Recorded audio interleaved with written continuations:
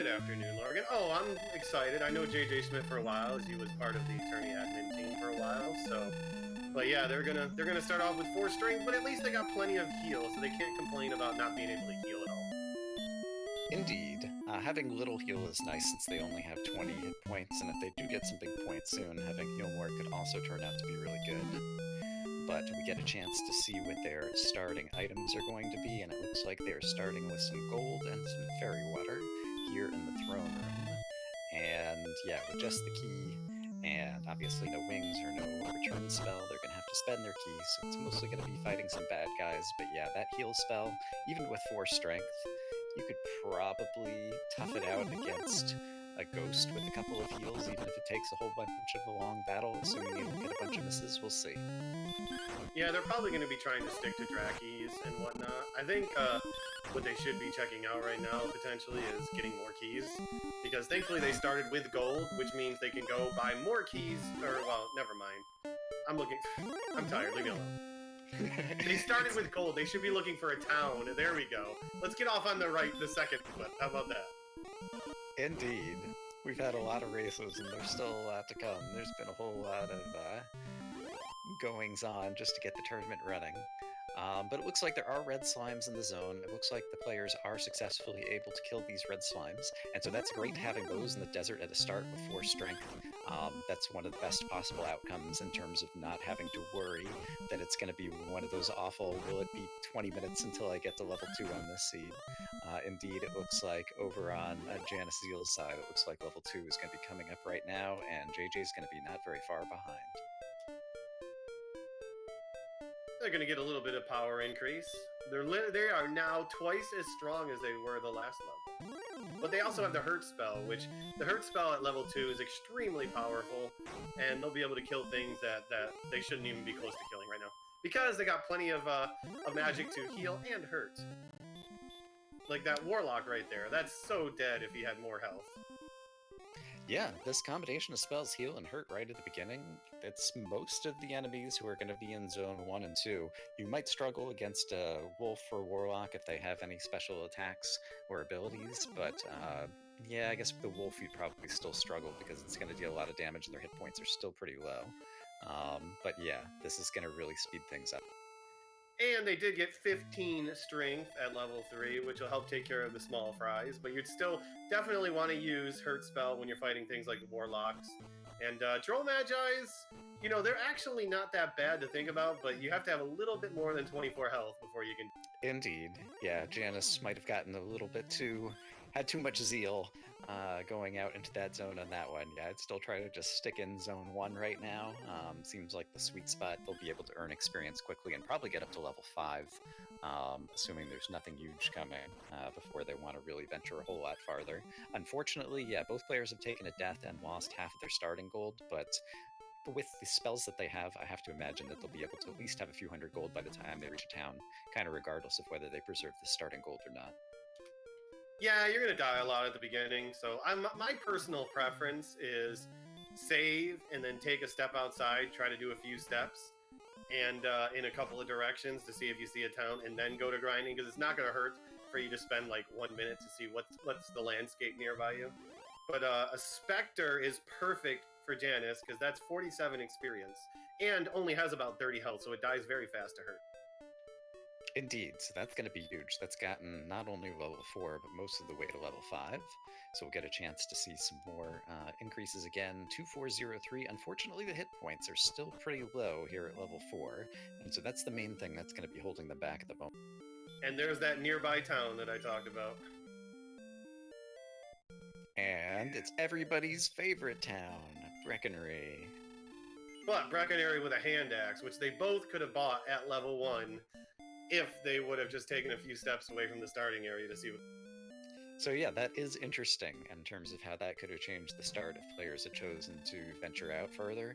That said, I like the fact that Janus decided to buy the chainmail instead, because with the hurt spell, having the hand axe is probably not as important right at this moment as just having a little bit of extra defense.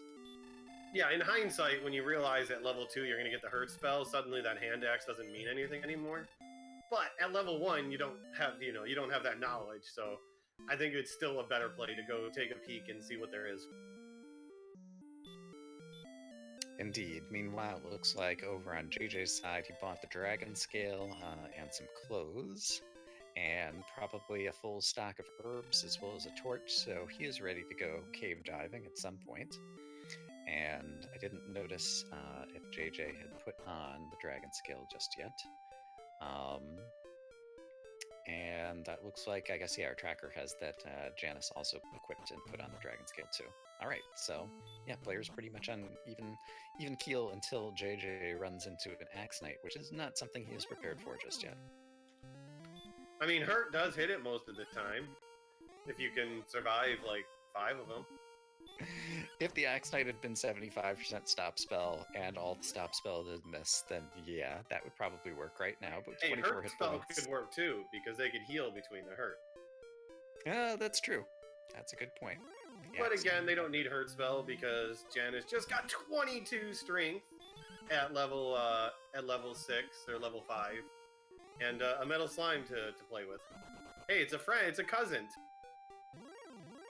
Oh, that's right, because he's using that sprite. So many sprites. So many of them that I still don't know here in the new version of Randomizer. There's a lot of fun stuff in the new version of Randomizer. We were just in the town of Breckenridge, and one thing that is changed from the previous version is that Breckenridge, now the Fairy Water Shop, is always open right from the beginning. You don't need a key. So if the players, for example, had Hurtmore right now and didn't have Repel, they might want to buy some Fairy Water.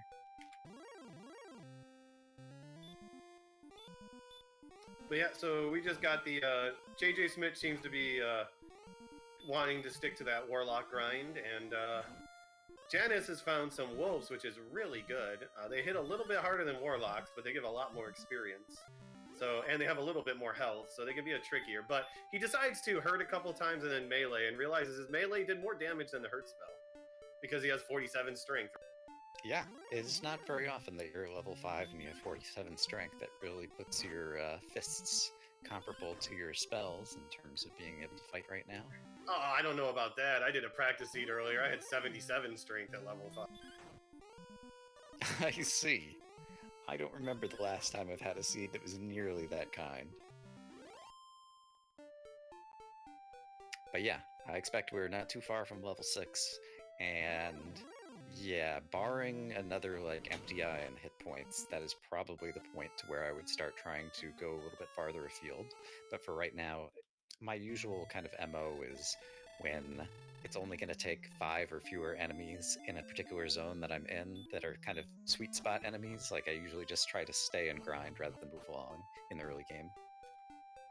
Yeah, it also helps that if you have no health, it's better to stick around and see if you can get health. And we just learned that our friend the Axe Knight has had a little bit of too much Tex-Mex, and he has some spicy fire.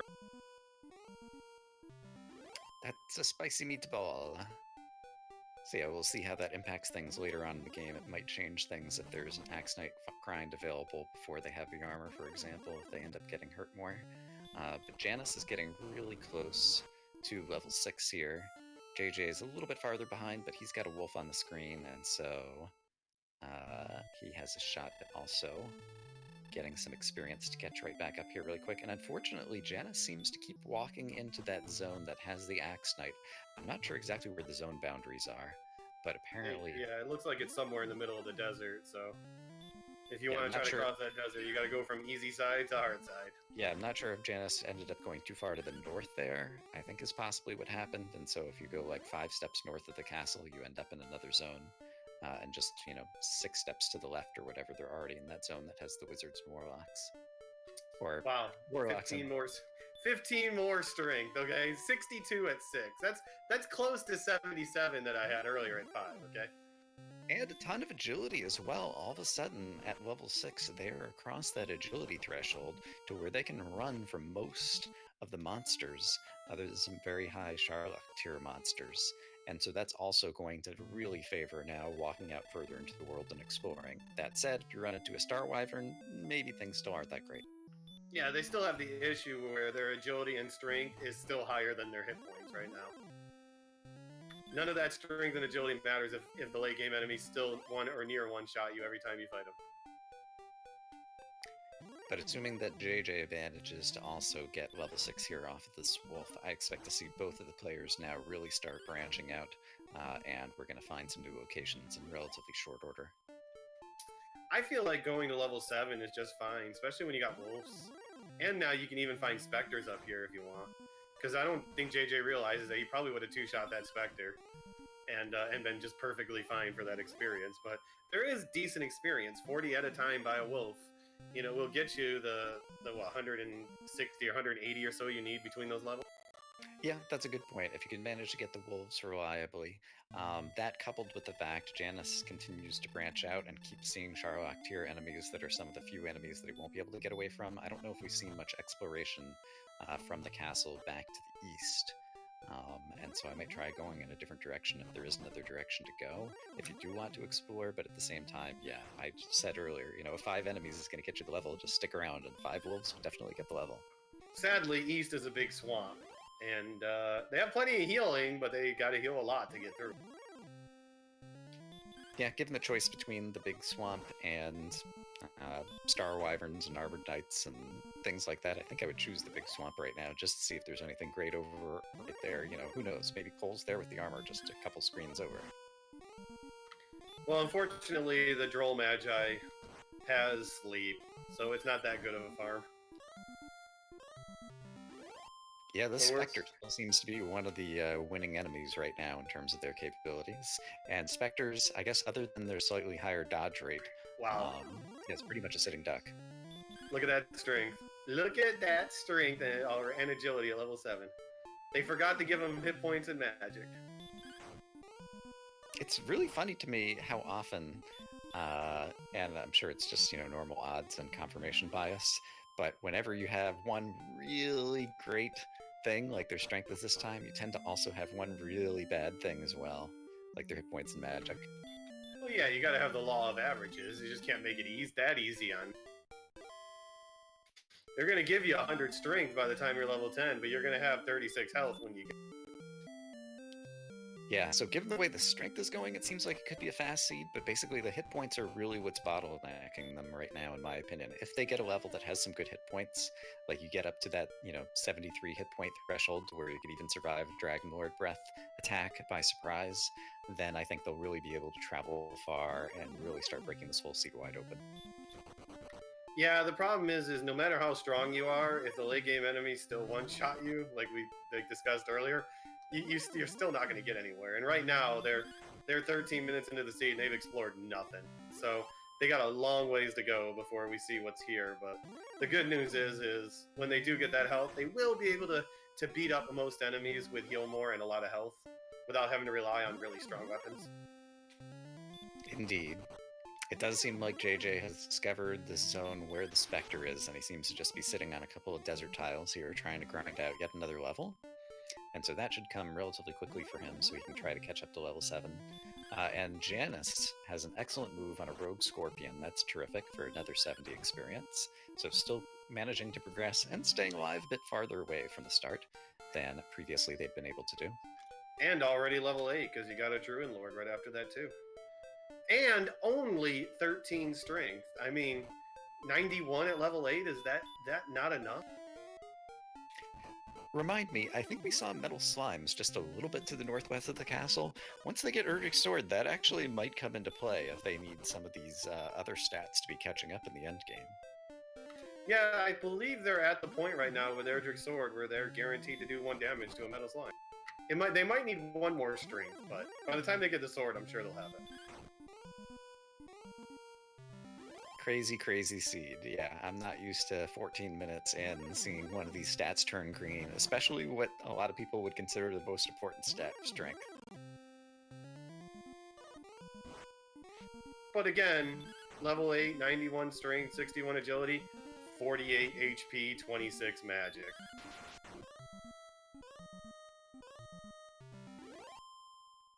But it looks like Jjschmidt's gonna put on something a little fancier.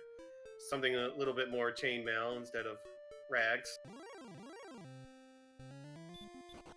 It's a somewhat useful minor upgrade, but it seems like we've been kind of bifurcated in terms of most of the enemies that we've seen in terms of just how much attack power the enemies are going to be doing, and so I'm not sure the chainmail is going to help out a whole lot more right now. I guess it's mostly for things that are kind of in that Rogue Scorpion and Druid Ward kind of tier of damage that the chainmail is going to help with these low hit points, perhaps. Oh, I think it's great to have that because they're still stuck at this low hit point. So, you know, if you take the chainmail, suddenly you take like 2 less damage from every attack, and you know, 2 less damage from every attack when you have 46 means a lot right now. Yeah, it's kind of a trade-off. The 2 less damage, like, so long as you survive the fight, you have plenty of healing in order to get your hit points back, and it's mostly just about being able to survive 2 rounds in a row or something, or being able to out-heal a single attack. I don't know. But you're also you're mainly what you're farming right now are the Druid Lords, the Rogue Scorpions, you know, the enemy, the Spectres, the Droll Magi, the things where you're getting to the point where you're damage breaking them. And I think Janus made a mistake not getting the large shield, in my opinion, because that would have given him the ability to start damage breaking some of these enemies that he's going to be fighting. But I think he's got a lot of spark over bridges to search, so he might be here for a while. I agree that Janus, they should have gotten the large shield.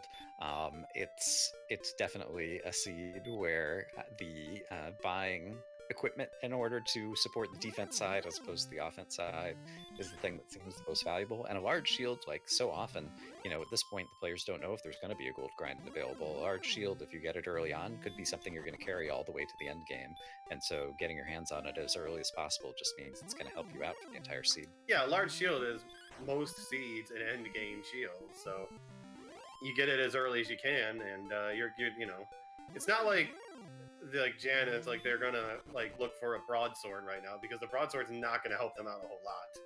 They don't really need a good weapon right now, unless they really can't find anything like no sword until Charlock. That said, in terms of finding things, over on Janus's screen, we have found a dark cave that appears to be the mountain cave, and so perhaps we're finally going to see some exciting treasure chests. Woo!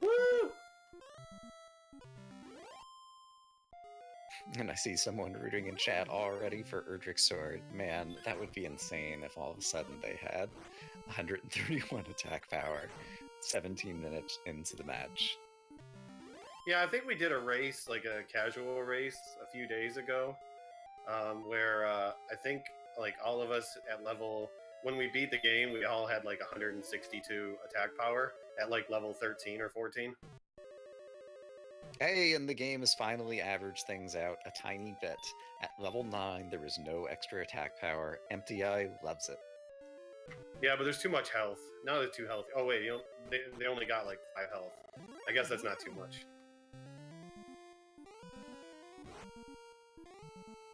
Yeah, it's pretty safe to say that strength and agility will not be what keeps them from fighting the Dragon Lord. It's going to come down to when they got enough health and MP to do it. Yeah, the agility at this point, again, is already higher than I've seen people finishing a couple of matches just from the past week. There was a quad race with Tilo, I think, that had like super low agility for all the players. They're ready to fight the Dragon Lord with like 53 agility or something ridiculous. Okay, checking the mountain cave so far, we only have wings, torch, and gold, but 2 chests to keep going. And yeah, he just excellent move, one shot a werewolf with their fist. Not something you were usually accustomed to seeing at this portion of the game, but yeah, the fact that stuff like that is able to happen really suggests that we're going to start going into super speed mode in this one. I'm now predicting Jet Seed, which is definitely not what I was predicting at level 1 when they started with 4 strength.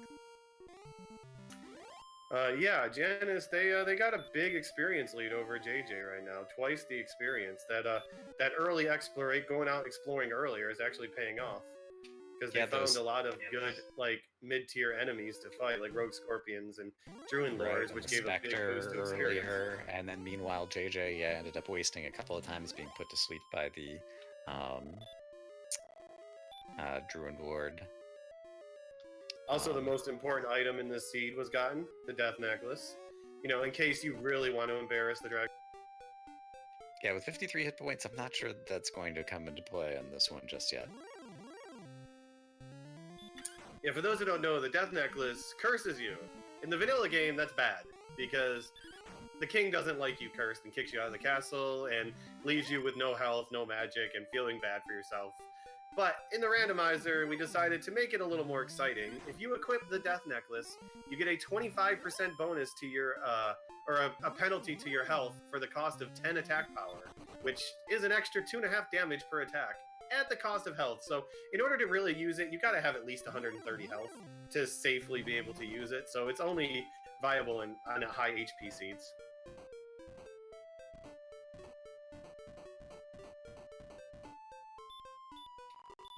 Well, in the meantime, we're seeing both players explore a bit more of the map. And so far, other than the mountain cave over on Janus' side, we really haven't seen a whole lot. Eventually we're going to find towns, caves. Or maybe we'll find Swamp Cave. Well, yeah. And there's 2 caves sitting right there, so that covers a lot of what's left. All right, this is a bit more interesting now, all of a sudden, with 2 more locations on the screen. Do you like free stuff? I love free stuff. Well, have an herb. Or at least that's what Janus gets. And there's the grave. Wow, that leaves what? Geringham and Tablet Cave and whatever's in here left to find all of the key items. Right, and the old men.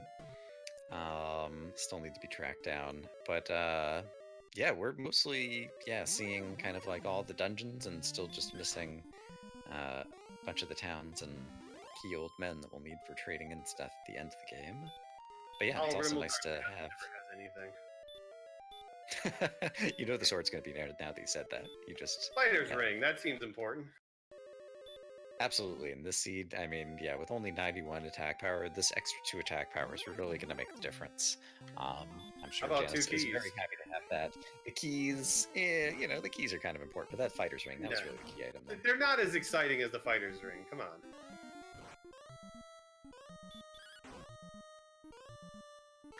Well, yeah, the Fighter's Ring gives +2 attack power, but in the vanilla game it's broken, it doesn't do anything. Don't waste your time going to get it. Indeed, and remind me, in Breckenry, were there any high-value things for sale in the shop? If there was the grave, or sorry, if there was... we've already seen Mountain Cave and the grave. It would have to be like Swamp Cave back into Geringham, underneath Tanagel, if we wanted to set up a gold grind at this point, wouldn't it? Well, you're in luck, because there was a fabulous masterwork craft of full plate armor that they could buy at Breckenary for the low, low price of 3,000 gold pieces. Other than that, mostly other people's.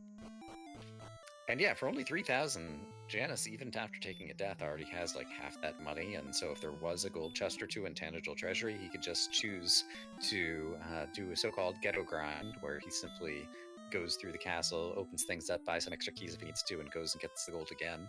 If he wanted, or if they wanted to go ahead and get the full plate, that would be a possibility.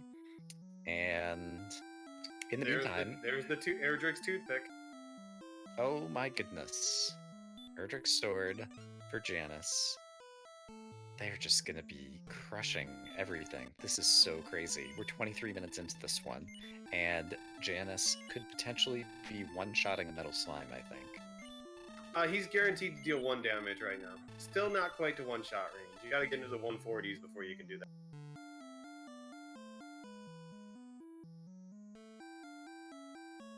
And I can't even, while the hit points are low, I can't even say that they're like a glass cannon. They're more like a, I don't know, thick cardboard bazooka. They have too much agility to be a glass cannon, so yeah, they need to be like paper bag cannon. You know, they're hard to punch out of, but they're still pretty.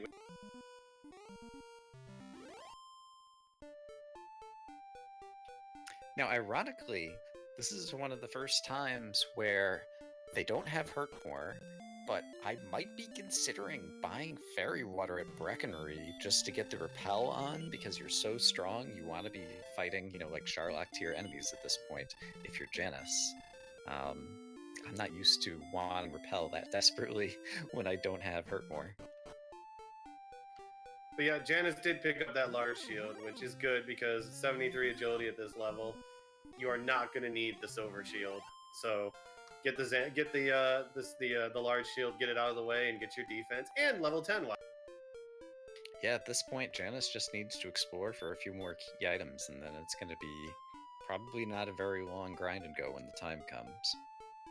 Looks like And- level 10 didn't offer a whole lot. What are you talking about? That was 4 whole hit points. That's like 20% of their health pool right now. Hyperbole. It's more like 9%, but we get the point. A 10% increase in your hit points is still a pretty good level up.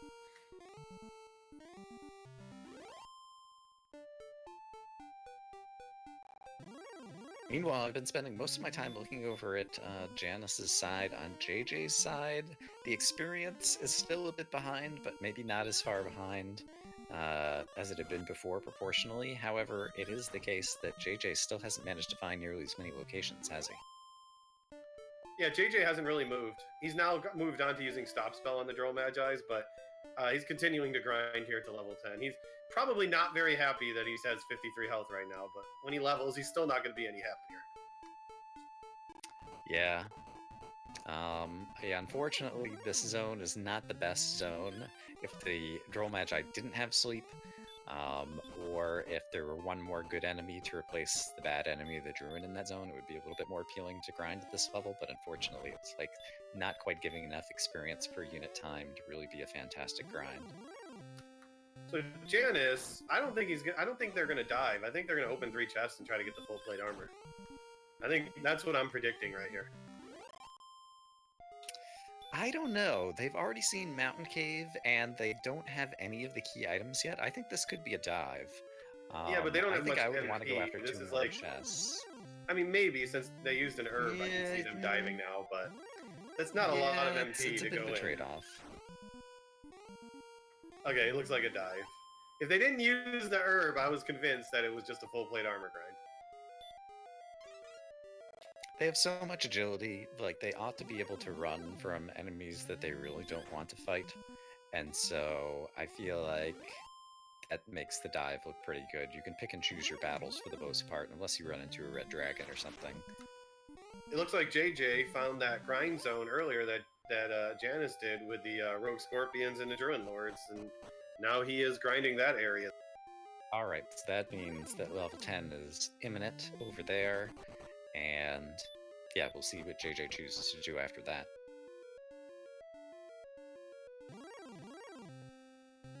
And other than an Armored Knight, a Star Wyvern, and an Axe Knight, I don't think we've seen any other Sharlock enemies so far in the seat. Oh, We've seen Star Wyverns, we've seen Red Dragons, And Red a Dragon, wizard. I only saw Punch. a wizard just We've appeared seen on pretty much everything Janus's except for the screen. Blue and Green Dragon. But Janus just excellent moved it for 100 damage, and so we didn't even get a chance to see it attack. Yeah, but they're clothies anyways. You poke them with the toothpick and they just melt. You should always have a fighter in the front line. Oh dear. Level 10 for JJ, and level 11 here for Janus, and they got another whopping 3 hit points. At this rate, by level 25, they'll have enough health to fight the Dragon Lord. 1331. Yeah, those hit points are still really lagging. The magic points also looking pretty crummy. And I don't know, it's kind of a trade-off. Like, I'd almost feel worse about the magic points if they had hurt more now, because you'd want to cast it every once in a while, but I guess given all the strength, you really don't need to. Yeah, I think once you get to the strength and the sword that they have, it's better to have magic or have hit points, because the more hit points you have, the less heal mores you can cast, and you can still fight higher level. Yeah, I think I gotta agree. Okay, so Janus is at the bottom of the grave so far. They have found gold and a torch. Is that exciting for you? Not particularly exciting. It does mean, let's think through the remaining chest. It seems like the back of Garenham has to have at least one key item, and Remolder also potentially is going to have one. And so we got really the need to tablet find cave how. left also.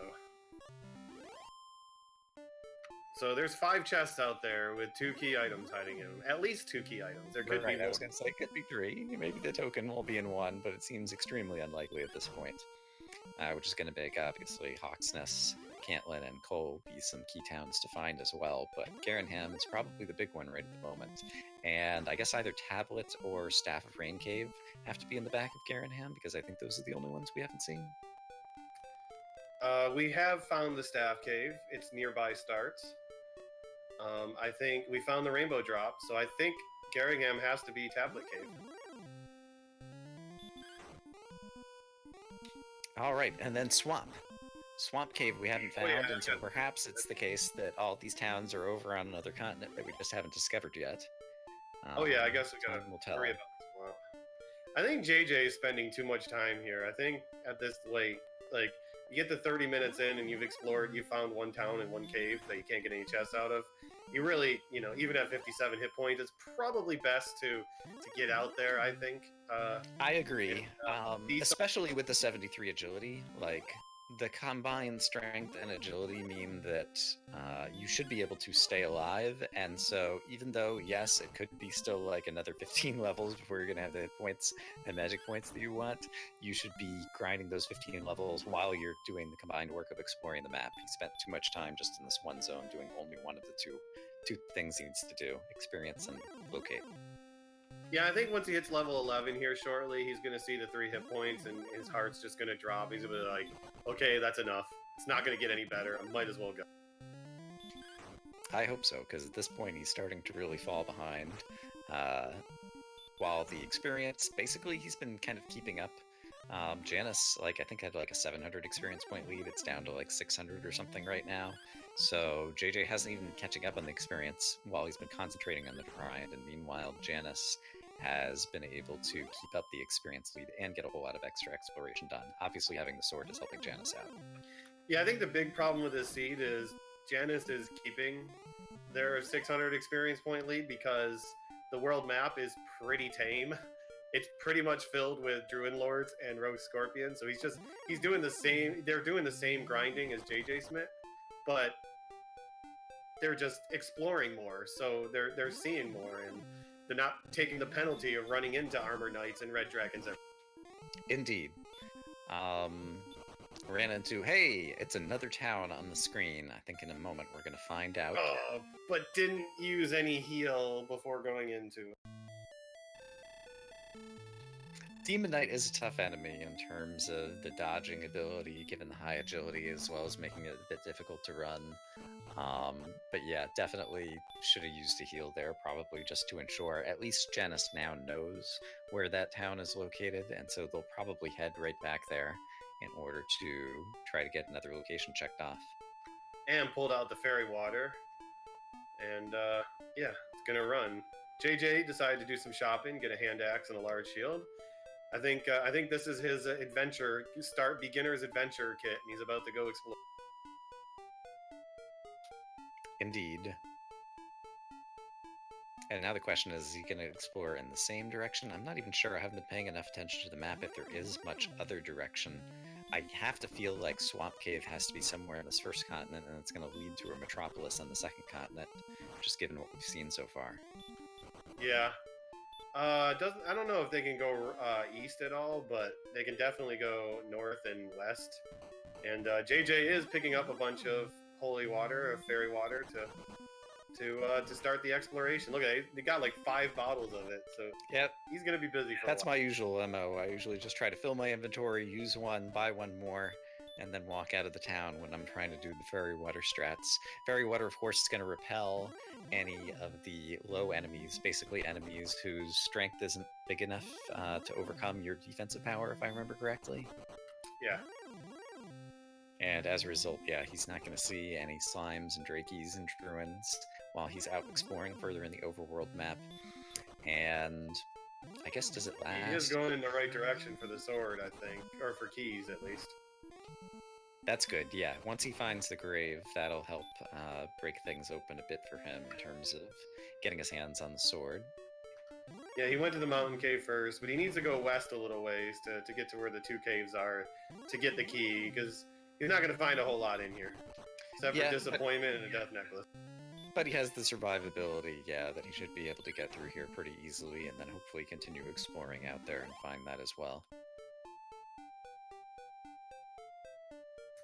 And Janus is very close to getting to level 12 and entering the town to find more keys. And a chest. Oh, there's chest here? I thought there was just keys in this town. I guess it was kind of important.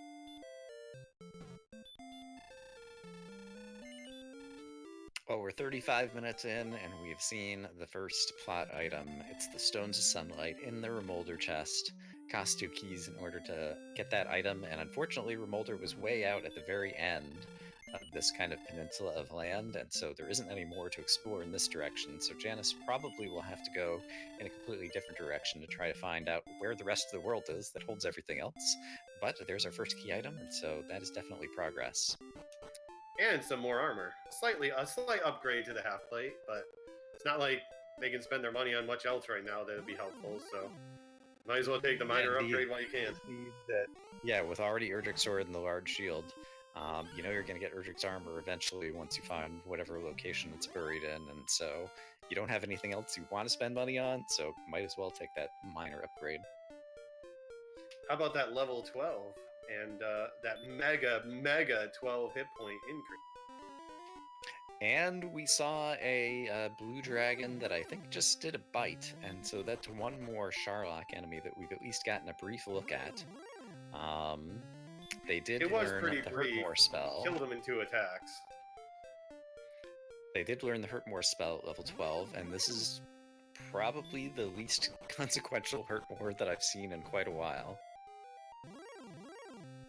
And it looks like Swamp Cave, so either it's going to lead to the back of Garingham, or Garingham will have the Tablet Cave.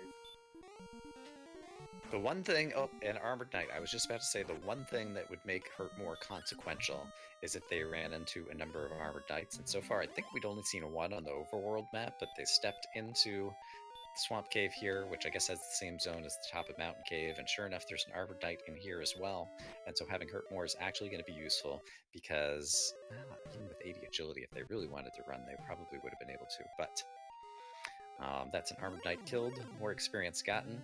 It looks like Janus is going to go visit the tile in the Swamp Cave in order to find out who the Spike Tile enemy is here to grind, and I wonder if they would choose to go ahead and rescue the princess now with the expectation that they might need to get the Cantland coordinates at some point. I'll give a definite probably no to that answer that question. Does it have anything to do with the enemy that was sitting on that Spike Tile guarding the princess? You know, I'll tell you, with 137 attack power, Red Dragon is an amazing grind spot. The problem is, if you can't survive 2 of his attacks, then it's not as good of a spot as it should be. Indeed. And I think JJ found the same Swamp Cave, missed everything else, went around and found the Swamp Cave. So we might actually see someone get through the Swamp Cave.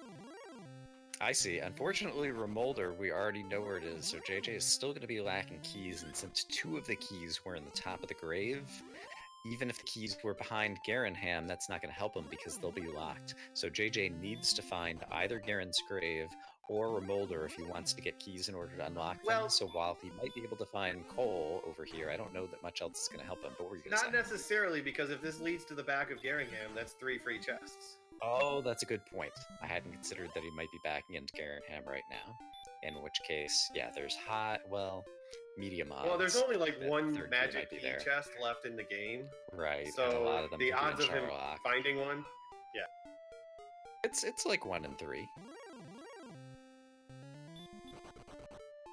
It's like 3 of 9 chests that we haven't seen. Yeah, but I don't think that makes the key 1 in 3 chance to find. Well, yeah, I guess it does. Kind of. My math says that 3-9 reduces to 1 in 3, but perhaps I haven't thought of everything as well.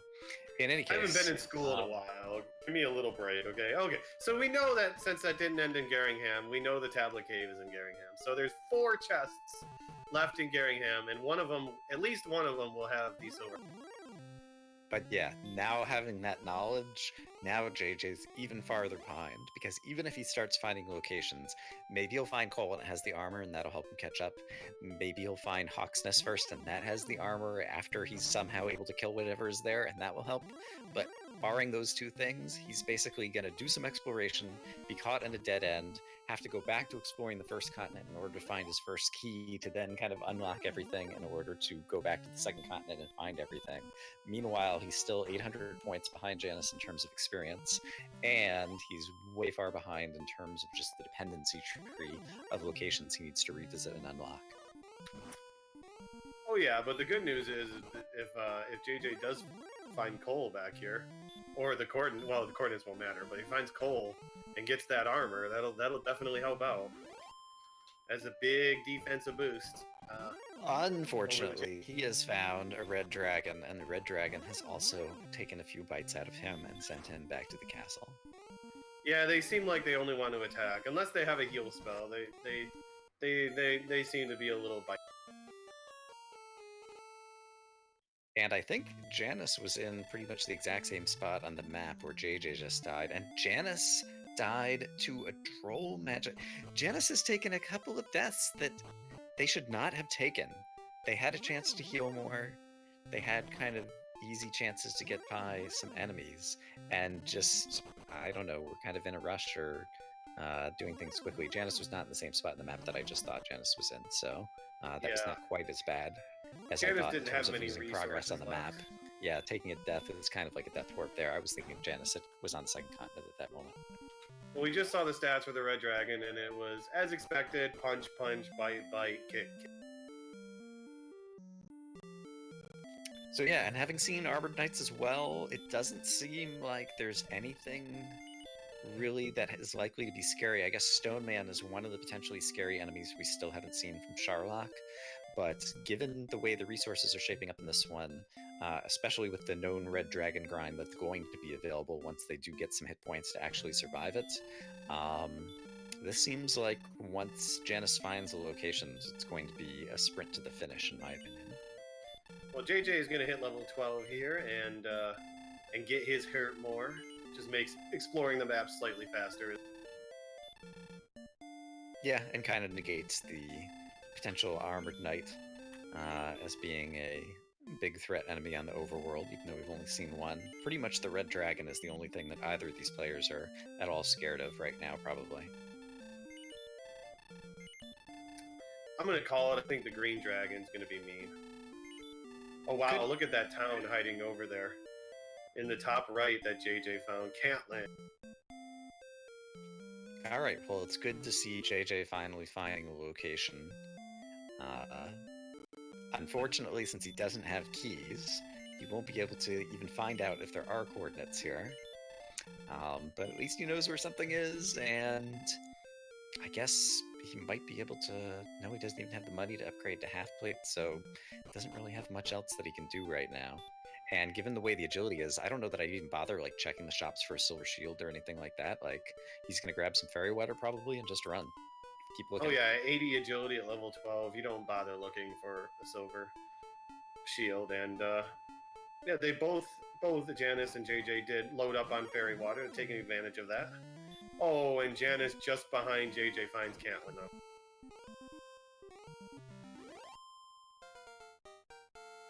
And a level, too. Let's see what we get at level 13.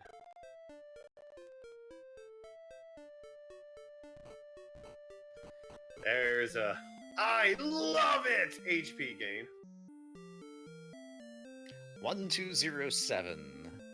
So yeah, HP still very low for level 13, but with a red dragon grind available, even if they have to grind out extra levels, they should be able to carve them up pretty well with 72 hit points and heal more, especially once they get their hands on the armor, wherever that turns out to be.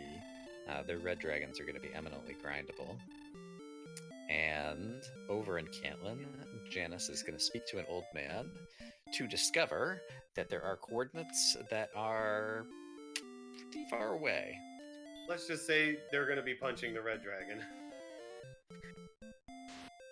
However, if you were in Janus's situation at this point, I have to imagine that you would prefer to keep exploring, hope to find coal and Hawk's Nest first, so that perhaps you discover you don't actually need those coordinates. Maybe the token and the armor will be found in the other two towns, and these coordinates are just going to lead to the flute. Well, if Janus continues going east, he will come up to Hawksness, which JJ has found. Sure enough.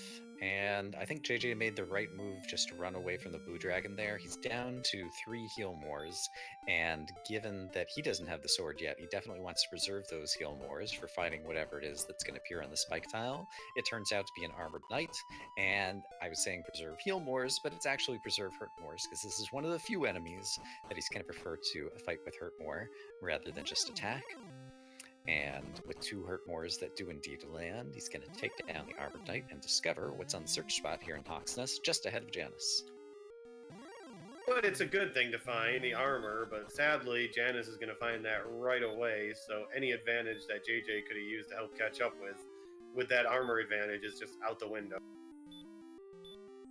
And yeah, and JJ is still way behind the dependency tree in terms of not having the keys and having a lot of locations he's going to have to go back and revisit. Finding Garanham at this point would just kind of compound things and make things even worse for JJ. He's got to run back to Cantlin now to get his magic points back before he continues exploring over here. And meanwhile, Janus defeating the Armored Knight, picking up the armor, and now it's just 50-50 that Janus is even going to need to rescue the princess and get those coordinates, because if they manage to find coal and the token is there, then it's pretty much going to turn into grind and go. Well, it looks like JJ did find Garingham earlier. And this might be coal right here. There's coal right next to Hawksnest. Oh boy. Well, we'll see if it's the token or the flute. Or the princess is going to stay locked up Guess today. It could be neither. Alright, so JJ has the token. That's his first of the key plot items. Seems that Janus is likely to be not very far behind in terms of discovering that, although taking a slightly different route of exploring the continent, it looks like. The coordinates are not going to be important, and so in that regard, I guess JJ not having the keys to open up Cantlin just yet was not too much of a hindrance, but Janus has got to know that once he finds Garanham, he is going to be set. Yeah, we pretty much know where everything is. Now it's just up to Janus having them find where Garingham is, and they'll be in go mode, and JJ needs to go the other direction on the world map to find everything.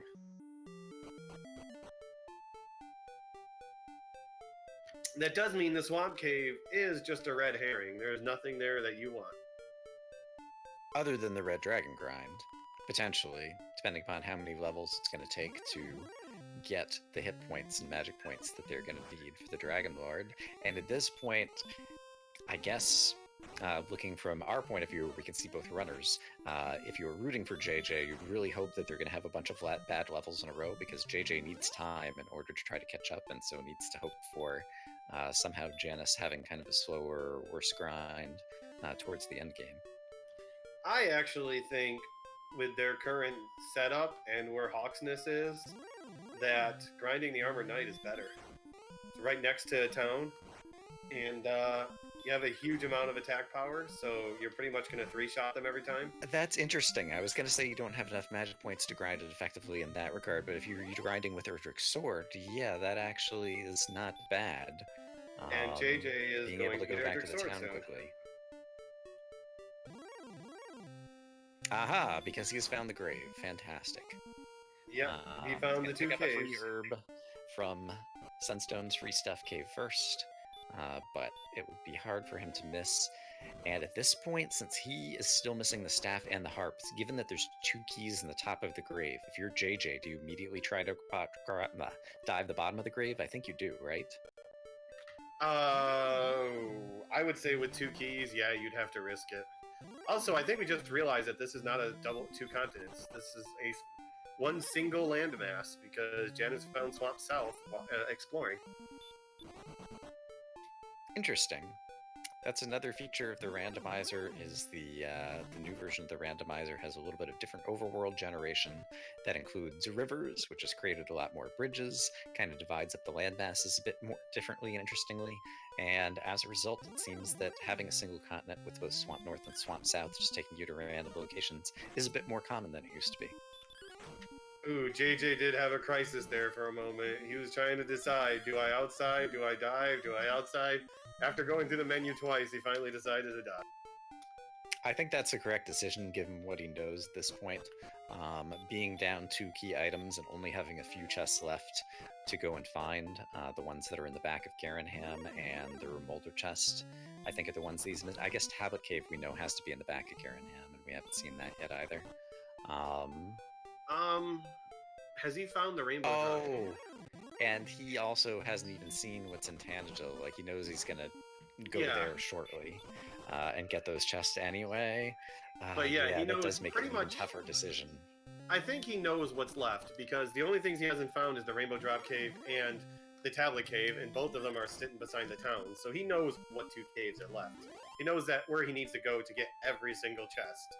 So that's why he's diving, is because once he does this, he can go to the treasury, check that, and then see which one is the Tablet Cave, and then he knows where Garingham is, which is on the other side of where he's at right now, so he could just run right over there.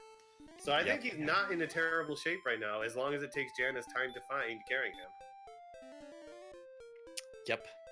I think he pretty much sorted it, and yeah, JJ's definitely an experienced enough player that I expect, all those pieces just kind of fell together in his head. He knows exactly what he's up against. He even has the agility to successfully run from a red dragon, which is pretty great, so that he can keep on diving to get down to the bottom of the tomb, even if it does just turn out to be a torch.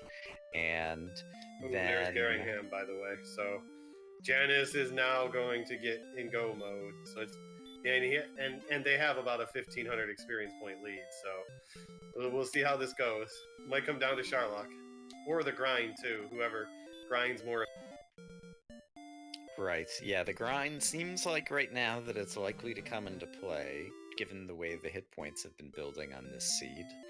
And there is...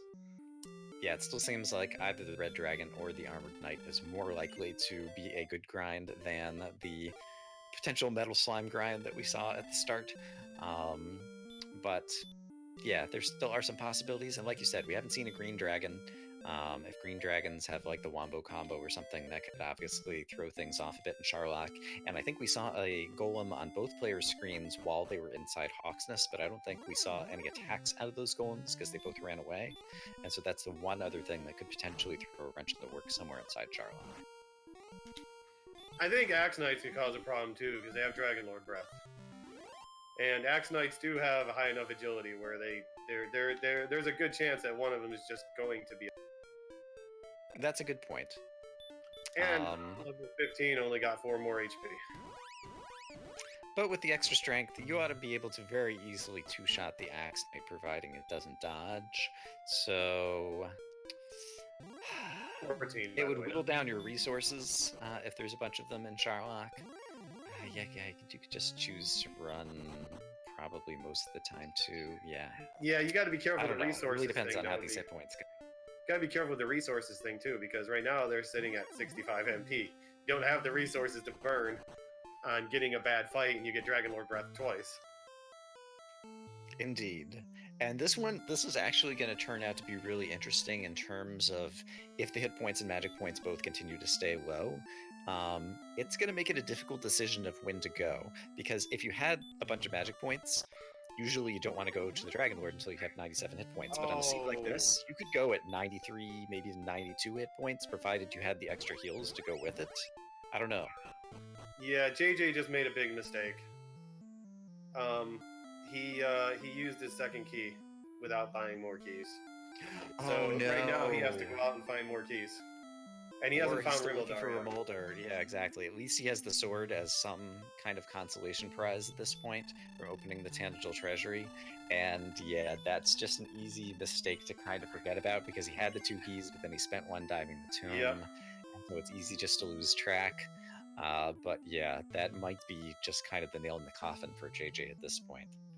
Yeah, he also is not sure if Rimildar has the key item that he needs, but now he has no choice except for to go walk back to the grave or continue searching for Rimildar to find the keys in the one more chest. But yeah, that's cost him some. At this point, I feel like the odds favor going back to the grave and just getting the known keys so that you can open up the back of Garenham. But then he's going to be disappointed to discover that the Stones of Sunlight aren't there, and he's going to have to go find Remolder. And so, unfortunately, just the way that this seed has evolved on JJ's side, at every point he's made what have seemed to be reasonable decisions given the information that he has, but as luck would have it, it's turning out to send him in the wrong direction. And he was very close to Rimildar, by the way. He was searching west of Sharlock before he cast Return.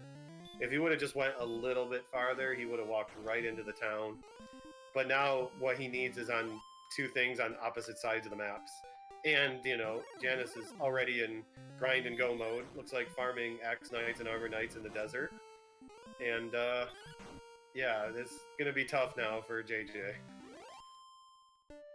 Indeed.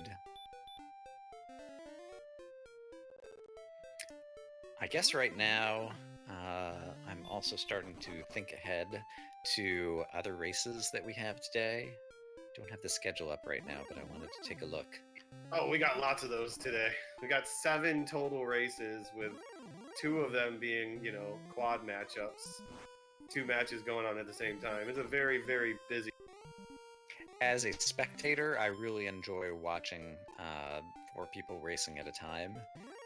It's kind of challenging to keep up with, and you gain a whole bunch of information at once, and there's usually a whole bunch of people in the chat, and so I enjoy also just kind of like talking during the races while I'm watching those. So I'm looking forward to those later this evening. But yeah, it's a big Wednesday during the tournament here.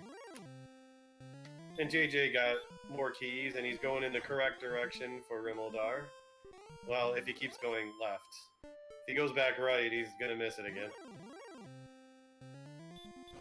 But yeah, what kind of matchups do we have going on today, since they're mostly grinding and running?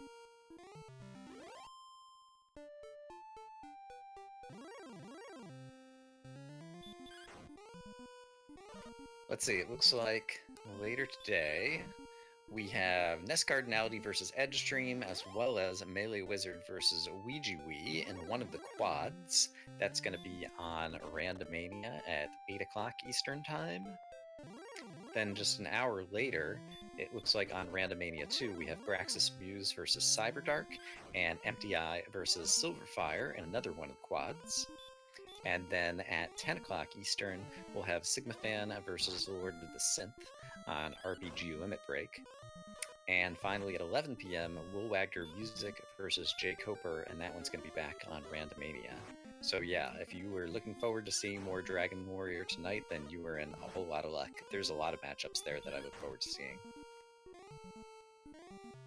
Well, Janus is deciding to start fighting the Red Dragons, which is a good idea. Because so that zone that Janus found has Armor Knights, Axe Knights, and Red Dragons, and it's pretty close to the castle. So that's actually not that bad of a grind zone. I agree, yeah, given how close it is to being able to just take a Death Warp and get all your resources back, that's probably more effective than the Swamp Cave at this point. So we have to expect... Yeah, we have to expect that Janus is going to get these levels quickly, and, you know, who knows, if level 15 comes in with big hit points all of a sudden, which is definitely a possibility, we could be seeing a dive into Sharlock very soon. Meanwhile, JJ is going to the Tablet Cave to get some disappointment. So yeah, JJ now has to go to the other side of the world to find Rimildar, to get his stones. Right. And then by then, though, he's already going to be 2,500, 3,000 experience behind. Right. So yeah, in terms of the choices that JJ made, I think staying in the kind of grinding zones for too long early on was the main thing that kind of put him back behind experience, but a lot of it turned out to be exploration luck. Obviously, running out of keys was a mistake on JJ's part, and then on Janus's side, a couple of times Janus took deaths when he was a little bit farther away from the castle that he could have avoided, or that they could have avoided by healing, and right before getting to Remolder when they were fighting a Demon Knight is one that really springs to mind for me. But for the most part, we've seen some really solid play, and it's been mostly exploration, I think, that's kind of caused the big difference between these two players in this match. Yeah, someone explored far, like 15, 20 minutes before the other person, and now that's catching up, because you'll notice JJ is not going to be 15 minutes behind when he finally explores everything, because, you know, he was able to make up that time. But yeah, that's just a huge amount of time that he spent in the beginning zones instead of doing any kind of poking out to see what there is. And the moment he did go out and poke, he found a better zone to grind in. And Janus gets another level, and we are now up to 79 hit points at level 15. I think we're getting there. I think 25 is a reality. It's interesting because I've done some simulations and research, and it's funny, as you get around level 15, level 16 around here, while there's a huge amount of variability, like the most common numbers for increases in most of these stats is like 1 and 0 and 2 are almost always the most common numbers, but then every once in a while you get like the 7 or 32 or something that just comes completely out of nowhere, and so it's very hard to predict when you are going to get quote-unquote the levels. So this definitely seems like one where they're going to grind until they're confident that they're going to be able to win the game and go dive, as opposed to one where they're going to, I've got 15 and a half, let's dive Charlock and hope the next level's going to give it to me. Yeah, Janus needs about 20 hit points still, and someone was saying something about metal slimes. Yes, at 144 attack power, they will one-shot a metal slime every time they attack. Yeah, they're getting to the point to where they want to line up 2 metal slimes in a row and just try to kill them both in one swing. Sadly, that's not something we can do in this game. And if Janus is running around with Repel, they're not going to see the metal slime, sadly. Oh yeah, that are somewhere around where they are right now. Never trying to do the metal slime grind. Yeah, they really have to. You really have to have like the perfect zone and tons of strength without the hit points for the metal slime kind to really ever come into play. Well, JJ is going to come up here on Rimildar shortly, and Janus went risky and died early to the Red Dragon, so they're not really having the most efficient grind because they're trying to stretch it out as far as possible and taking risks, and you never take risks with a Red Dragon because you are crunchy and taste good with ketchup. Although I don't know if a metal slime is crunchy, but it probably tastes good with ketchup still. Ketchup is pretty delicious. I love it with French fries.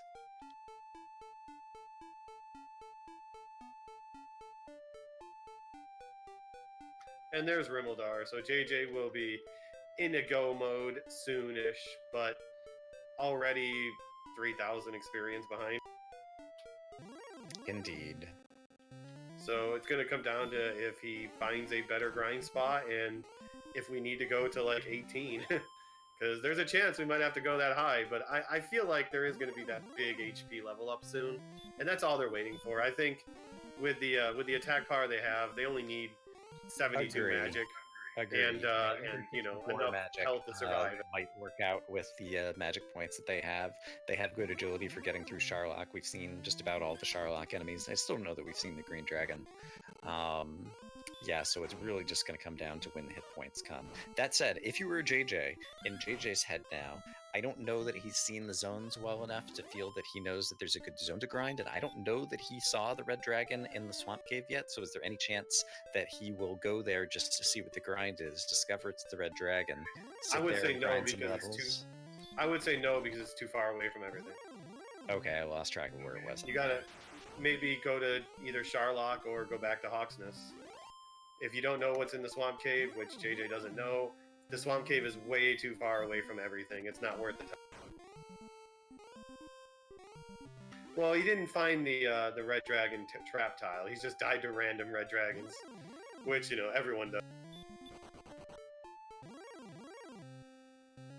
But yeah, he has 143 attack power and enough magic to cast several heal mores. Go beat up the Armor Knight, and then just take a few steps and recover your magic.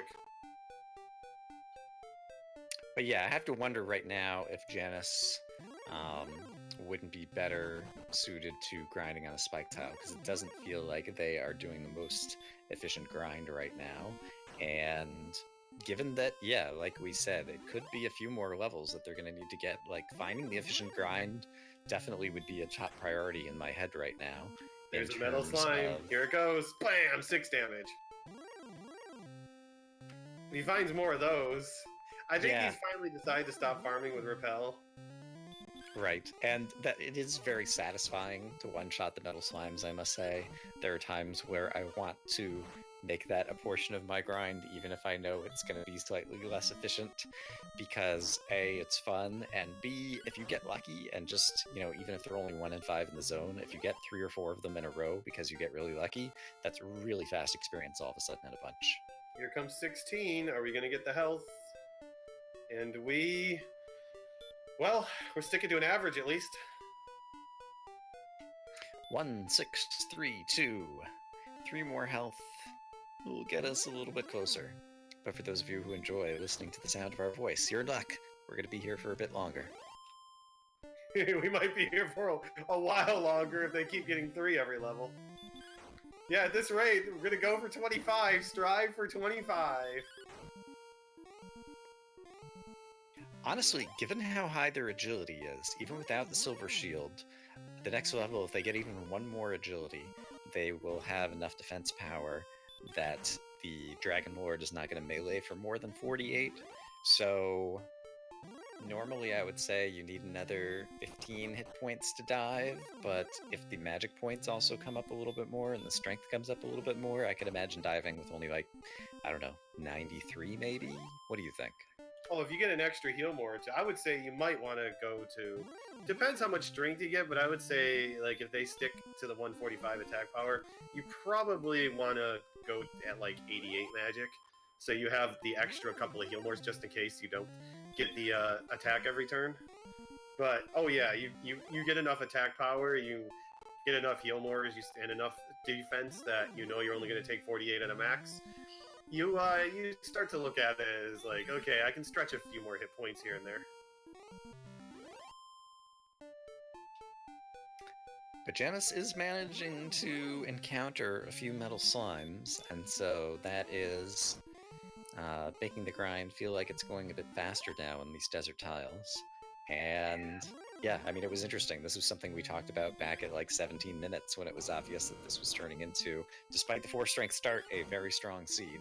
And now here we are back, 45 minutes later, and metal slimes are actually coming into play. Yep, and JJ is grinding in Hawksness, it looks like. Headed in the Hawksness direction.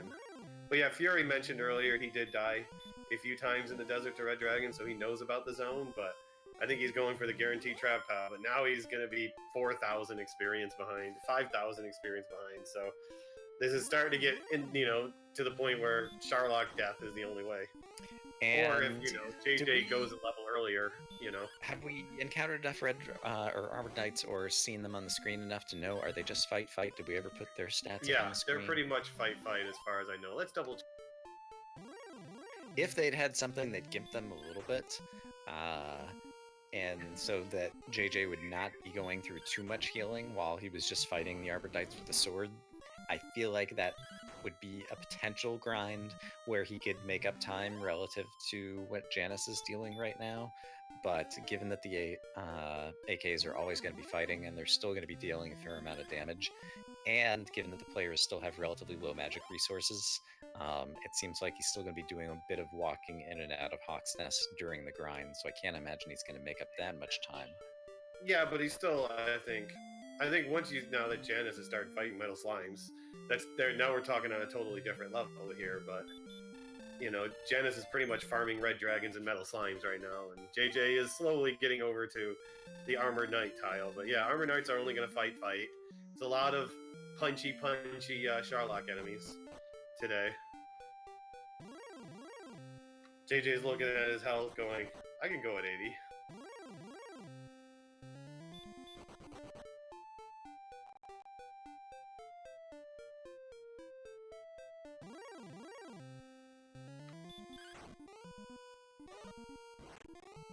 Alright, I'm just trying to get a sense of the attack. JJ got a 26, and then he chose to use a Hurt More, which did end up finishing off this AK. He has the choice of basically trying... I would always attack first. If you get an excellent move, maybe you won't have to spend any more resources. And then depending upon that first attack, you might want to swing twice more, or you might want to use a Hurt More. It's a bit of trade-offs in terms of how your magic's going to be used, in terms of how quickly you're killing them versus how much healing you're going to do. Oh yeah, you always, if you're gonna do hybrid strats, you always attack first. go for the lucky crit. But yeah, Janus got another level, and Oh my goodness.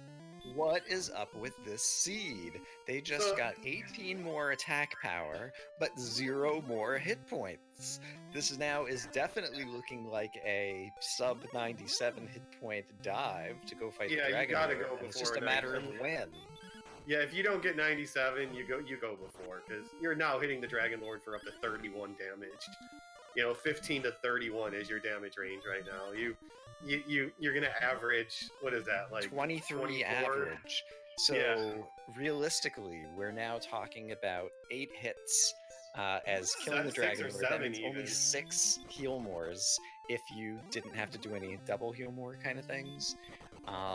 So yeah, this is already gotten pretty insane, and so it's just a matter of how much magic. They right now have 7 heal mores, and this is also Well, they got the low hit 9 heal points, mores the dive, right now. That's more than enough. But the dive still comes into play, because if you run into a red dragon and fail to run twice or something, that could cost you one of your heal mores on the way down. We don't know what's in Charlock just yet, and so given the extremely low hit points, the Dragon Lord could be easy, but the dive could end up introducing variability that you're not expecting. Oh yeah, we still have the Axe Knight factor. You know, they're gonna take more than half your life away right now.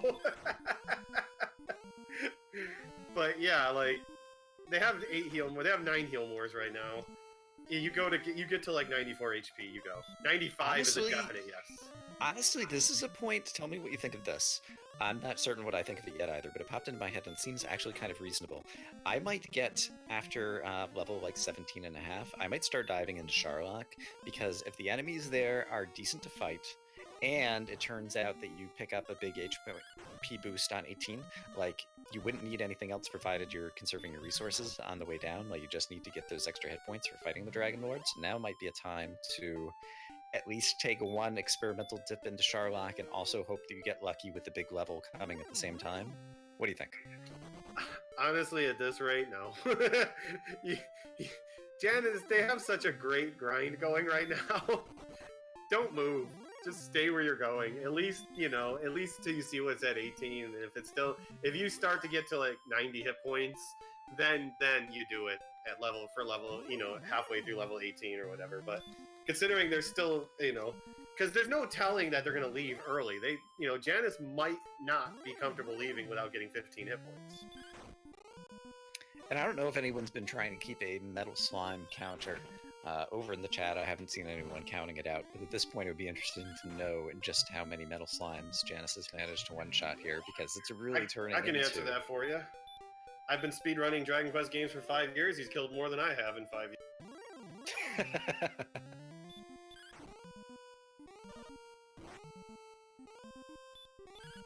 Perhaps the sprite has something to do with it. His false sense of security. Hey, it's one of ours! Hey, Larry, how you do? Ow! Narrator voice. That was not Larry.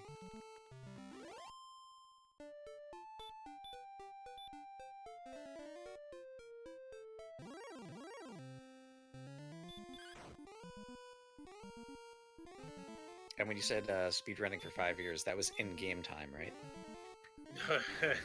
No, real lifetime, sadly.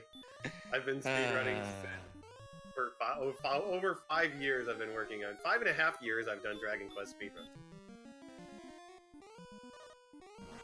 Actually, no, I think it's closer to 5. But yeah, it's been a long time. In-game time, it's probably more than 5 years, considering some of the crazy things. Yeah, I've gotten to learn a whole lot about this game, and I don't know, I think it's just coming up on like a year that I've been, when I first started playing Dragon Warrior Randomizer. I still can't help but imagine that you have forgotten more about Dragon Warrior than I have ever known. Yeah, there's a lot of things in your head that you just shove out other things. Yeah, there's a lot of maps to a lot of games. Eventually you start to remove some stuff that either is important or doesn't matter anymore. So there's times where I during races or during specific information, because I probably knew it at one point and forgot. I have to remember how to get through that Zenithian Tower for the 50th time. Because every single game and every single version of 4, 5, and 6 has a different Zenithian Tower.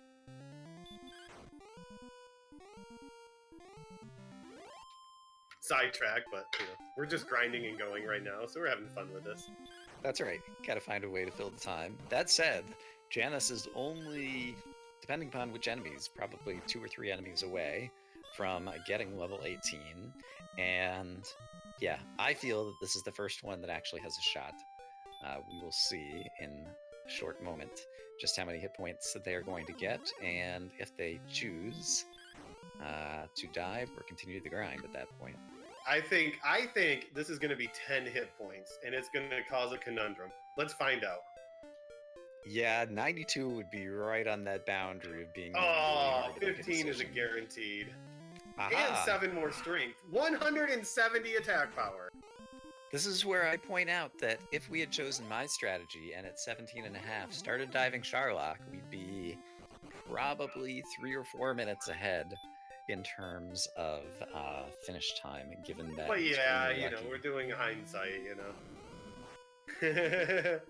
So Janus should be going 17 to 35 damage, has 11 heal mores, has 100,000 agility, can pretty much punch the Dragon Lord and drag the Dragon Lord. Barring a back attack Dragon Lord too. wombo combo from a green dragon, or extremely unlucky encounters with axe knights on the way down. Pretty sure like when this is going to be a lot. Dragon Lord, his son in Dragon Warrior 2 is going to feel it, okay? This is definitely going to be a Dragon Lord battle for the ages with 170 attack power. That's just insane. And there he goes. There they go, off to Sharlock. 97 agility is, you know, even 5% chance to run from red dragons. The one regret that I have about calling this seed is that final level only had 15 hit points. If instead it had had 55 hit points, then Janus could also put on the Death Necklace when fighting the Dragon Lord for 180 attack power, and wouldn't have been fun to see someone who is averaging 30 and hitting for up to 40. I told you that's what the Death Necklace was for. It was for when you really want to embarrass the final boss. But there's the green dragon. Wave, say hi, goodbye, it's gone. You could put the Death Necklace on during battle, right? It would be interesting during those situations where someone takes a Swagmore attempt when they know that they're going to beat the Dragon Lord anyway and decides to waste one turn. It would be interesting if somehow there's a scenario where you heal up to 97 and the Dragon Lord did a low attack on you, and you could put on the Death Necklace and then get attacked again down to like 1 hit point and do a final swing just to see if you could hit for that 40 or something. It would be ridiculous, and you would never want to do it, but it would be pretty amazing to watch. So JJ hit level 16, and he is now farming outside because he found metal slimes just outside of this cave here. So I think he's gonna try to go for a metal slime grind over here. I cannot remember the last time I've seen a race where multiple players were doing the metal slime grind late in the race. But I also can't remember a race where people were going down to fight the Dragon Lord at 170 attack power. So it just goes to speak to Randomizer. And there's also times where you don't really see often that your level 17 and your HP growth on the tracker is still white. That's an excellent point. In fact, it's only orange now thanks to the 15 hit points that they got. By the way, the top levels of Sharlock seem pretty tame.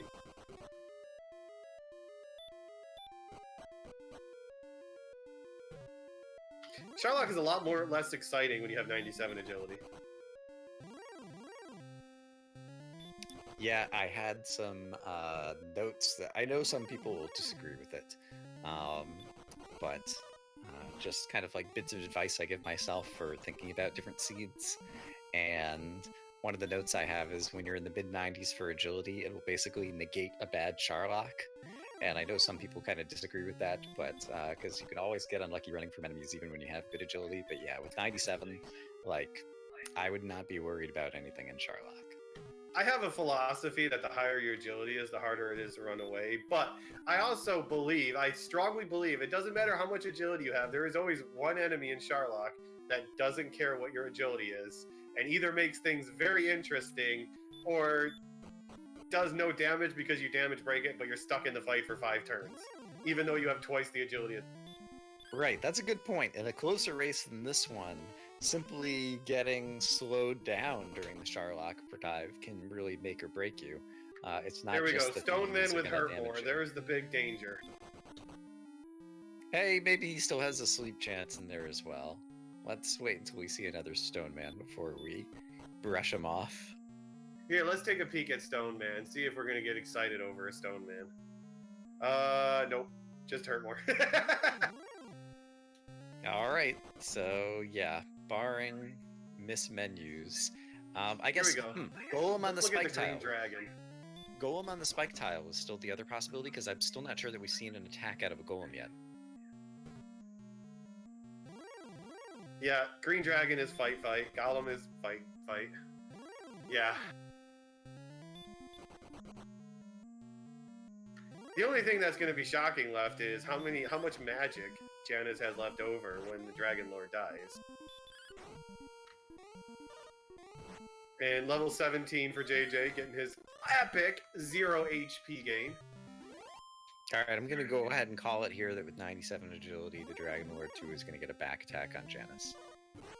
Hey, to be fair, by the way, JJ has made up a ton of time on this grind, already level 17.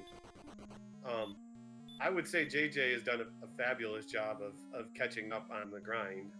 And, you know, as long as Janus doesn't have a miss menu and is running out the health, although they have like 5 extra heal wars. I'm kind of curious about this. But to be safe, the Dragon Lord, I thought they were maybe just going for swag to talk across the table to the Dragon Lord, but nope, they're going to stand right in front, become a fool. Hit the first form for 61 damage. Not bad.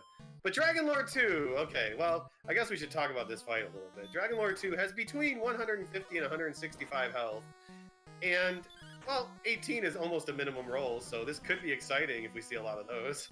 Oh, wait, no.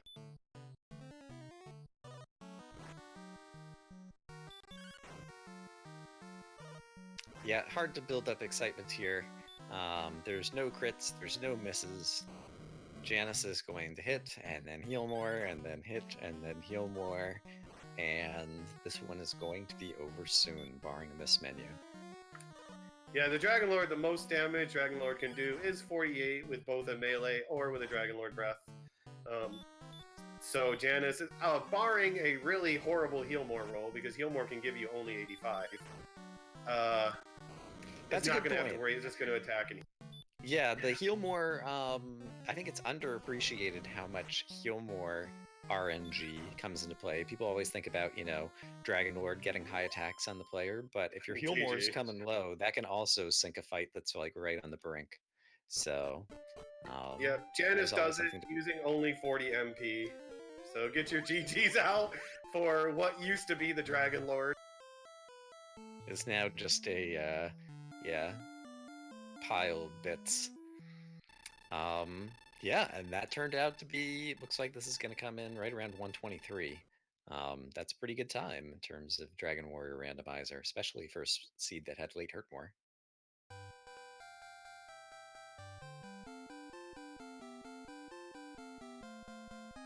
So yeah, Janus pulls it off. Pretty much going out earlier is what did it. Getting the exploration done sooner, but it gave them the lead, and they kept it. And it would be interesting to math out. Unfortunately, yeah, with so much less magic at level 17, the fact that level 18 gave the hit points and the magic points really made 18 a solid level to go. If 17 had as much magic as 18 did, I wonder what your odds are with 82 hit points that you might be able to win that one. Pretty much nil, because any Dragon Lord breath would automatically disqualify you. I guess basically being able to attack. The so bite. 50% chance every turn to not even get an action, and then if you take enough damage, it goes up even more. So it's probably closer to like a 65% chance that you're not allowed to take an action every. That's it. Janus only used 44% of the magic And so... Yeah, but there's at also least had an 15 outside more shot. health. And had 7 less attack power. Oh, that's true. I forgot about the attack power. Yeah, think of all that damage. Or 5, I think. Level 18 was a pretty big level, huh? Yeah, it was a lot of magic. It was also 7 strength, so that's also a pretty big change. Yeah, it was all in all, any one of those individually would be a big stat, and all of them coming together makes that a huge level. 18 is definitely the go one. But yeah, so that puts Janus up to 2-1. Only 1 win away in the last 2 weeks will guarantee themselves into the bracket stage. And Jjschmidt will fall to 1-2 and can't afford to lose the last 2 weeks. Otherwise, he will no longer be joining us for the bracket. But yeah, as I think I'm remembering correctly that during last year's tournament, JJ went 5-0 during the Swiss round, so it's definitely possible that JJ could still win the rest of his matches and still make it into the bracket stage and advance throughout the tournament. But you never know with Dragon Warrior Randomizer. This turned out to be a crazy seed in terms of the huge strength and low hit points throughout the seed, and that's one of the things that I just think makes this game so much fun to watch and to play. Each individual seed is different, presents its own kind of puzzle and challenge for the players to solve while they're going through the usual motions, trying to decide what the optimal strategy is going to be. Yeah, I think there's a big difference, though, also between last year and this year's tournament. I mean, for the people who play the randomizer, there has been a huge change to how the logic of how the map is drawn. And you've noticed this year, if you watched us from years past, that the maps are no longer one big round continent. They're now peninsulas, islands, rivers. You know, there's lots of dead ends. There's archipelagos. There's all kinds of fun names you can throw in there. And it's a lot harder to map the map and to remember where everything is. And you know, I'm not gonna say JJ hasn't quite adjusted to that, but I'm just gonna say is, you know, it's a huge difference, and there's probably people that are taking better advantage of the maps layouts and how they're drawn. Especially since we've only been using this version for a few weeks before the tournament started. Yeah, so that is one thing to note. It's being pointed out in chat that JJ is doing the diving before he's gotten the final level, and so he's going to be happy that he chose to do that. He does effectively have the information that Janus has already finished the race, and so JJ might be suspecting at this point that level 18 was going to be a big level that was going to help do things off, and so that might have influenced his decision to go ahead and dive while he was still at level 17, expecting just to finish off this next level inside of Charlock like he just did. But still, yeah, I am glad to see that decision being made. And yeah, you were talking about things that changed between last year and this year in terms of the randomizer itself, also just in terms of the players. Like last year, it was probably the case that, I don't know, I felt like in the tournament, anyone who was kind of like ranked in the top 12 had a shot of winning it all. This year, I feel like anyone that's ranked in like the top 24 potentially has a chance of winning it all, just because there's so many more players and so many more players who've gotten really good. Oh yeah, especially since RPG Limit Break, the big exposure to the randomizer. But we would like to take a moment to welcome Janus, GG, and congratulations on your race. Thank you. It was a really interesting seed. Did you ever contemplate going diving at 82 health? I kind of considered it, but the MP situation was just so bad. And how do you feel about what you did to the Dragon Lord 2? Because that was cruel. That was rather amusing, and makes up for a lot of the really awful Chaos Seeds I've done. Yeah, 170 attack power is pretty crazy. Right now, JJ's just going through the dive now. The big difference between you two is 30 minutes in, JJ was still grinding around the castle, and you had already explored a lot of the map and gotten like the Stones of Sunlight, and JJ was just grinding, trying to get that health at the beginning, and unfortunately he never did. And when he finally left, he was able to make up a huge bit of the grind behind you, but you were 5,000 plus experience ahead by the time, you know, the grind really got going. So yeah, your early exploration is what really got things going for you. Yeah, I saw we had heal and heal more right away. Like, the HP wasn't great, but then we got hurt pretty quick, so there's a couple easy to hurt enemies there, and got just enough HP to explore, even with all the swamp around. And the world map was pretty innocent, too. Yeah, it wasn't too bad. Like, the way to get to like where Moldar was kind of winding, but other than that, it wasn't too bad. And finding keys in, I think it was Mountain Cave or the Grave, helped out a ton. Yeah, it was inside the grave, and that was the main thing that I think put you, really far ahead. JJ didn't find the grave, obviously. By choice, he wasn't going out and exploring nearly as early, but then when he did, he also didn't go in that direction until much later than you did, and so he didn't have the keys, and as a result, didn't have Erdrick's sword. And while you had tons of strength, and so Erdrick's sword wasn't completely necessary to survive and grind, like you were just being able to do things faster, having the sword, and as a result, your lead was just kind of expanding in the mid-race until JJ kind of got things and started catching up towards the end. Just a quick thing real quick. Jjschmidt's on the bottom floor, and he failed to run away 3 times to a Star Weaver. Just going back to a point I made, Lorgan, earlier about doesn't matter what your agility is, there's always one jerk. Yeah, 97 agility, that ought to be plenty. Yeah, I think I failed to run from a wizard a couple times on my dive. It was like, how? Yeah, just as you were joining us, we're making a joke about, because we were one of the things we were discussing is at level 17, do you start the dive early and pray that you get at least 15 hit points, or at least 10 hit points, we were thinking, because at 94, 95 hit points would have been perfectly doable. And, we were joking about that, and then just as you got in here, Jjschmidt started diving, and he goes at just before a level, and he goes in, and Lorgan makes a comment, hey, see, he was just following my philosophy, and at the same time he did that, he one-shot a wizard for like 60 damage and got the level. It's like, that kind of counts, right? Yeah, that would have been pretty sweet. I'm glad I saw Metal Slime early and was keeping track of my attack power, because that desert ended up being a really good grind spot. Yeah, we were talking at the very beginning of the seed.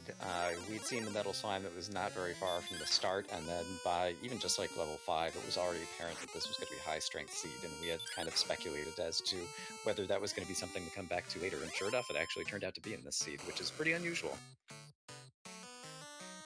Yeah, that's why I had to go for that grind. Like, you don't often get to hit a metal slime for 11. It's extremely satisfying, as well as potentially being a productive grind if there's a lot of them to be found in the desert. So JJ right now is fighting the Dragon Lord, and as you can imagine, not going pretty for not JJ, I should say. Yeah, Dragon Lord is going to take a lot of damage here. But yeah, with Janus, this is going to advance you to 2-1. Looking ahead in the tournament, is there anyone that you are either looking forward to playing or not looking forward to playing, or are you just happy about how it's going so far? I'm pretty happy with how it's going so far. Even my loss was a really close race, so I'm just excited to play a lot of good players. I hope to get rematch against Nescard at some point, if possible. That'd be a lot of fun. Well, speaking of Nescard does play coming up here in about 90 minutes. If he loses, that possibility is out. I think, is it 2.5 hours rather than 1.5 hours away in terms of the schedule? Oh yeah, they're 8, aren't they? By the way, JJ went for the Swaggin' Lord strat, but unfortunately it didn't work, so now he's going to poke him once more, and GG to JJ.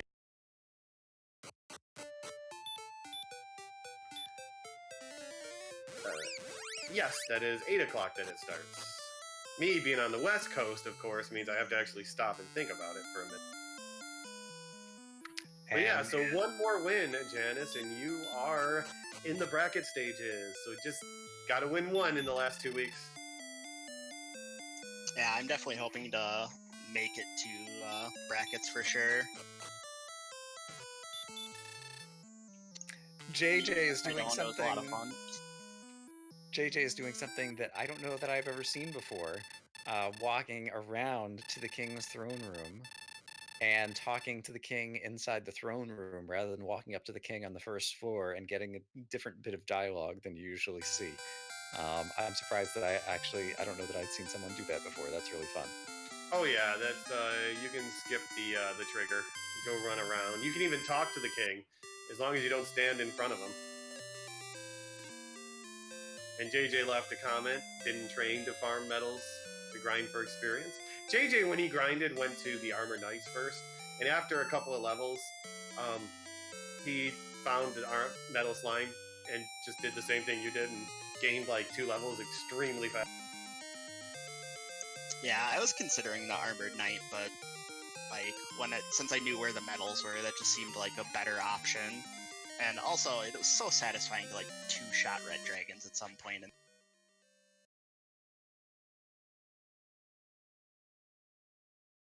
Yeah, there's a little that's more satisfying than having as much strength and attack power as you have in the seed, or at least I would imagine that's the case because I don't know that I've ever played a seed where I ended up with 170 attack power.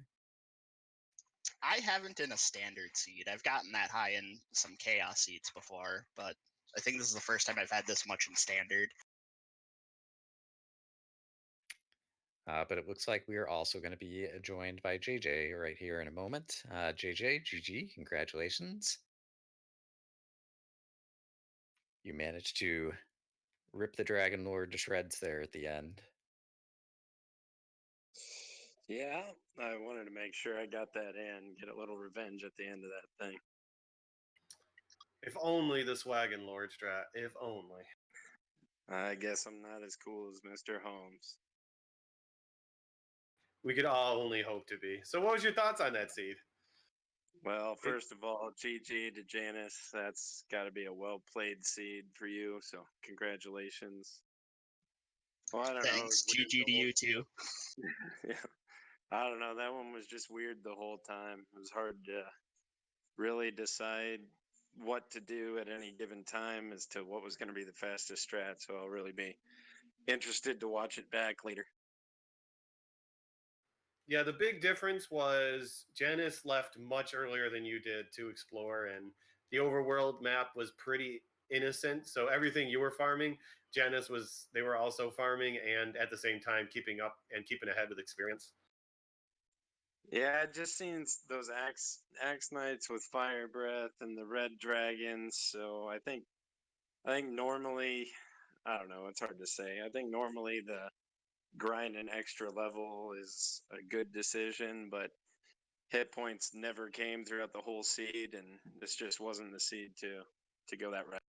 Yeah, it was definitely unusual stat progression throughout the seed, and so it's really hard when you have these seeds that give you completely oddball stats to know exactly what the best strategy is going to be because they're so far out of the normal. And yeah, you also got unlucky in terms of exploration in that you didn't find the Grave or Molder, either of them, very early to get keys, even as you did explore. It took more locations for you to discover the Grave and keys than it did for Janus, and so that also gave Janus a little bit of a leg up.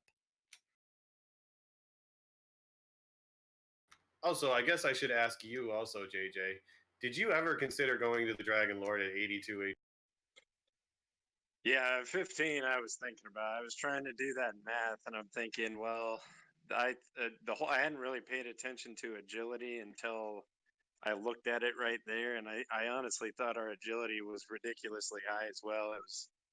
It was high, but it wasn't high enough, I guess. So I didn't seriously consider it, but I definitely took a longer look there at 15 than you would think, I guess. Also, Dragon Lord did make it a little bit tough for you too. He did have 163 health, which was almost a max. So did make you possibly have to burn one extra attack and maybe an extra heal more. You know, just in case it wasn't close enough. Or in this case, gave me a shot at 1 in 16 swag more, so worked out. Will anyone ever try the sleep swag at the end? Some. I wish I'd have thought of that. I should have went a different route. I guess I'm not creative. Well, thank you both very much. Janus goes to 2-1, and JJ falls to 1-2. We have 2 more weeks of Swiss coming up. But we also have plenty more matches tonight, Lorgan. What do you say? What do you feel about this? I'm super excited for tonight because we got matches at Randomania 8 o'clock, Randomania 2 at 9 o'clock, RPG Limit Break at 10 o'clock, and then Randomania again at 11 o'clock. 2 of those are going to be quads. So there's tons and tons of racing tonight. Yeah, if you have any free time, like there's going to be lots of good stuff to watch. It's such a great time of year as a spectator. Oh yeah, lots to going on. And Janus or JJ, if you have any final thoughts on this race or this seed. Not on either of those two, but I want to definitely shout out that the community is doing just a fantastic job at getting all of these restreamed this year. It's been amazing, and Fury and Allergibrap and Highspirits and everybody, and Lorgon, thank you very much for today, and it's just amazing to be a part of the community for this. Yeah, I'll second that. Definitely just huge shout outs to everyone for getting pretty much all of these restreamed and everyone for volunteering their time and making a great spectator experience for everyone.